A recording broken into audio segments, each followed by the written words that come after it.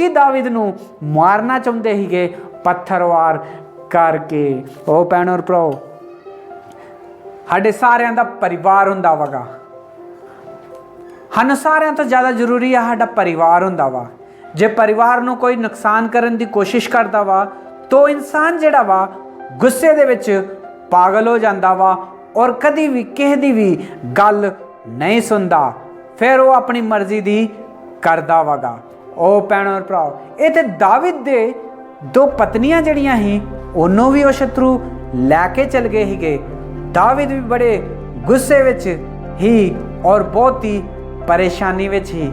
अज परमेश्वर सानू सारिਆਂ ਨੂੰ एक सवाल पुछण लिया वा, ਜਾਂ ਤੁਹਾਡੀ माता ਨੂੰ ਜਾਂ ਤੁਹਾਡੀ ਭੈਣਾਂ ਨੂੰ ਜਾਂ ਤੁਹਾਡੇ ਪਤਨੀਆਂ ਨੂੰ ਜਦੋਂ ਕੋਈ ਕੁਝ ਕਹਿੰਦਾ ਵਾ ਜਾਂ ਉਹਨਾਂ ਦੇ ਨਾਲ ਛੇੜਖਾਨੀ ਕਰਦਾ ਵਾ ਜਾਂ ਉਹਨਾਂ ਨੂੰ ਸਤਾਉਂਦਾ ਵਾ ਤਾਂ ਉਦੋਂ ਤੁਸੀਂ ਕੀ ਕਰਦੇ ਜੇ?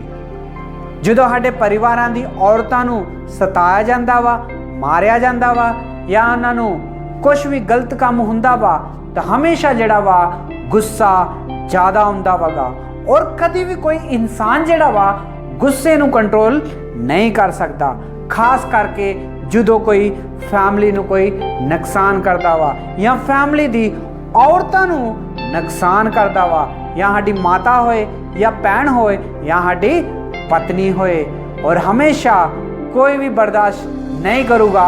और जे किते उन्होंने गुस्सा आ गया कि मेरे परिवार में इन्हें किया वा तो पाए कोई भी उन्होंने लख समझा ले पर उन्हें कभी भी किसी दी भी नहीं सुनता और हमेशा वो बदला लैन की कोशिश करता वा।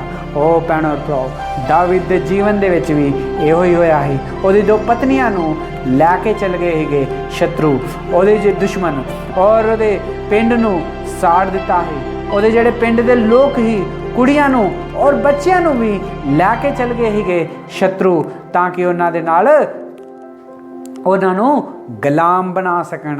ओ भैणो और भराओ, पर साडे जीवन में कितना इतरा होएगा तो बस सब कुछ भुल जाने, परमेश्वर नूं भुल जाने, परमेश्वर दे वचन नूं भुल जाने, सारियां चीज़ां नूं भुल के गुस्से विच आ जाने, लाठियां लै लैने, तलवारां लै लैने और गुस्से नूं जाके गुस्से दे नाल जाके उन्हां दे उत्ते हमला कर दिंने आ।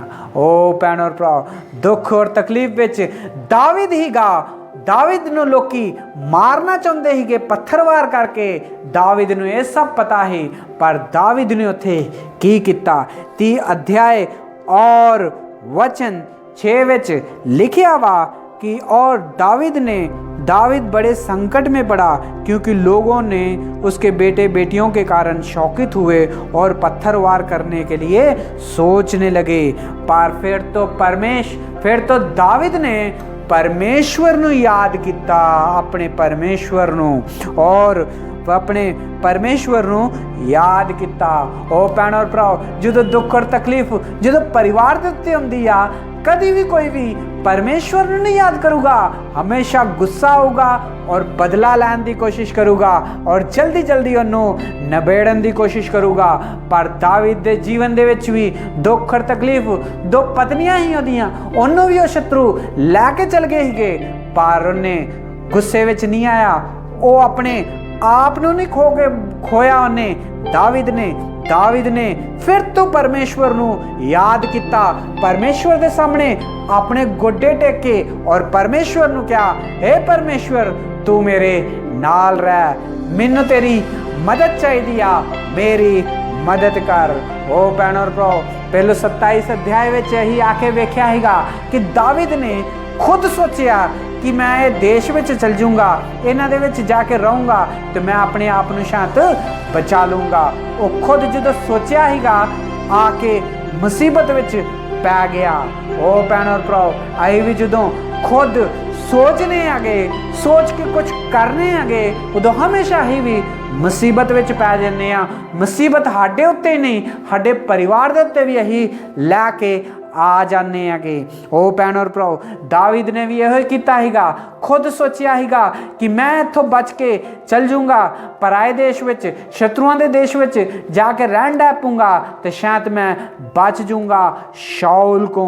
ओ भैणो और भराओ, जिहड़े परमेश्वर दे लोक हुंदे आ ਉਹਨਾਂ ਨੂੰ ਜਿੱਥੇ ਮਰਜ਼ੀ ਉੱਥੇ ਨਹੀਂ ਜਾ ਸਕਦੇ, ਜਿੱਥੇ ਮਰਜ਼ੀ ਉੱਥੇ ਨਹੀਂ ਬਹਿ ਸਕਦੇ, ਜਿਹੜੀ ਮਰਜ਼ੀ ਕੋਈ ਗੱਲ ਨਹੀਂ ਕਰ ਸਕਦੇ। ਉਹਨਾਂ ਦਾ ਜੀਵਨ ਜਿਹੜਾ ਵਾ ਪਰਮੇਸ਼ਵਰ ਦਾ ਜੀਵਨ ਆ। ਜੋ ਆਪਣੇ ਜੀਵਨ ਦੇ ਵਿੱਚ ਆਪਣੇ ਰਾਹ ਵਿੱਚੋਂ ਭਟਕ ਜਾਂਦੇ ਆ ਤੇ ਪਰਮੇਸ਼ਵਰ ਉਹਨਾਂ ਨੂੰ ਸਬਕ ਸਿਖਾਉਂਦਾ ਵਾ, ਸਹੀ ਰਾਹ